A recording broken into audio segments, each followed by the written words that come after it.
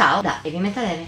Oggi ci occupiamo di una band veneta tornata dopo 10 anni con un disco ricco di buoni spunti, ma non sempre amalgamati a dovere.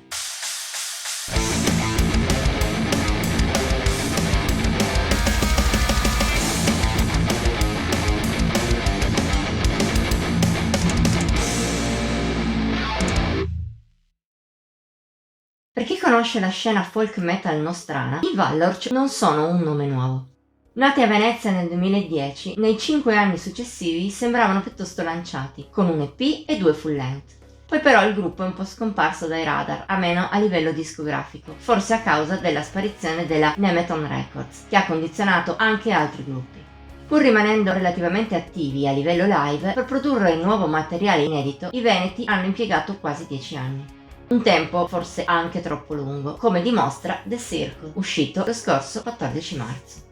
Al suo interno i Vallorc danno l'idea di aver lavorato molto al nuovo disco, forse anche troppo. Il genere da loro affrontato è il folk metal già sentito in passato, con forse giusto un tocco più celtico, valorizzata dalla voce femminile di Sara Tacchetto, a tratti in duetto Beauty and the Beast col bassista Leonardo Dalla Via. È un buon genere di base, a cui però The Circle aggiunge un sacco di influssi non sempre connessi tra loro o con la musica in sé. È come se nel costruire il disco, nel tanto tempo a disposizione, i veneti abbiano cercato di inserire sempre più influssi, finendo però per suonare un po' disomogenei a livello stilistico. Ciò succede in particolare nella seconda metà. Le prime 4 canzoni sono piuttosto coerenti, con il loro folk metal più melodioso e tranquillo rispetto sia al passato sia al resto del disco.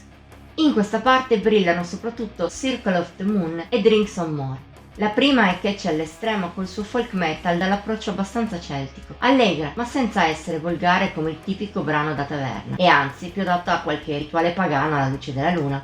A essere così è invece la seconda, in parte ispirata ai Corpi Clani, ma in maniera più melodiosa, con anche alcuni buoni influssi power. Purtroppo da qui in poi The Circle perde l'impostazione melodica iniziale e mette troppa carne al fuoco. La tendenza comincia da Antermoia. È una gran bella ballata, piena di pathos, ma col cantato in italiano e i suoi toni stacca molto sia dalla canzone precedente che da ciò che segue. Un altro esempio è Rötelön, cantata in cimbro, presenta un'epicità mai sentita in passato e sonorità nordiche. Personalmente poi apprezzo un sacco Salbaneo. Tra il testo in veneto e l'impostazione dagli influssi estremi ma al tempo stesso divertenti l'ho trovata spassosa. Nonostante ciò però non c'entra nulla con la prima metà. Il concetto vale ancora di più per Dissomnia, lunga closer track piena di bei momenti, ma che rappresenta bene questa seconda parte col suo alternare momenti semi-black, influssi sinfonici e riprese della melodia iniziale. In generale, da un lato The Circle è un album con parecchi buoni spunti, però non ben amalgamati. Dall'altro infatti risulta un po' un misiotto, come i Vallorc direbbero dalle loro parti. Vista anche la distanza temporale dell'album precedente, dà l'idea di essere troppo pensato, il che lo ha reso meno spontaneo. Questo limita molto il suo valore, seppur l'album rimanga carino e piacevole. La mia idea personale, tuttavia, è che i veneti possano e debbano riordinare le idee. Di sicuro da tanti elementi si intuisce che possano dare molto, molto più di così. Speriamo perciò di sentirli con un album più omogeneo la prossima volta. Voto di Heavy Metal Even 72 su 100. Per oggi è tutto. Se hai apprezzato la recensione faccelo sapere nei commenti, oltre a mettere like e condividerla. Puoi inoltre iscriverti al nostro canale e attivare la campanella delle notifiche per non mancare neppure uno dei contenuti pubblicati ogni settimana. Infine puoi seguirci su Instagram, Facebook e Pinterest. Al solito trovi i link in descrizione. Ci vediamo la prossima volta!